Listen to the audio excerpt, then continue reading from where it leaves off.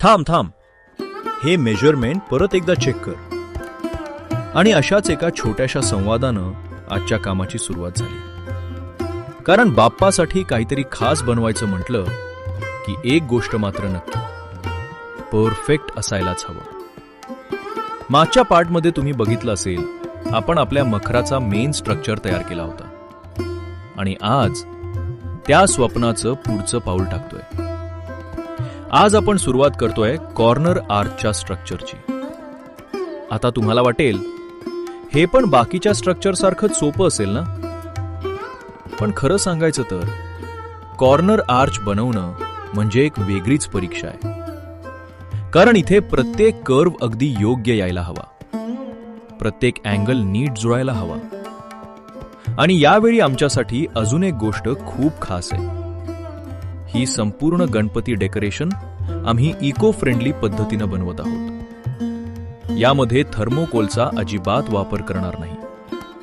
कारण बाप्पासाठी सुंदर सजावट करणं जितकं महत्वाचं आहे, तितकंच आपल्या पर्यावरणाची काळजी घेणंही महत्वाचं आहे. कदाचित इको फ्रेंडली डेकोरेशन बनवताना थोडी जास्त मेहनत लागेल, कदाचित वेळही जास्त लागेल.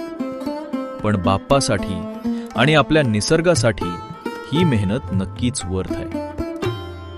आज केलेली प्रत्येक छोटी मेहनत नक्कीच सार्थकी लागणार आहे. आणि खरं सांगायचं तर हा प्रवास आम्ही एकटे करत नाहीये. तुमचा प्रत्येक लाईक, कमेंट आणि शेअर आमच्यासाठी खूप मोठी गोष्ट आहे. आणि सगळ्यात जास्त, पुढचा पार्ट कधी येणार हा तुमचा एक प्रश्नच आम्हाला पुढचं काम सुरू करण्यासाठी आणखी मोटिवेशन देतो. म्हणून आज तुम्हाला कदाचित फक्त कार्डबोर्डचे काही पीसेस दिसत असतील, पण आमच्यासाठी या प्रत्येक पीसमध्ये एक स्वप्न आहे. एक असं मखर जे सुंदर असेल, मनापासून बनवलेलं असेल आणि सगळ्यात महत्वाचं म्हणजे इको फ्रेंडली असेल.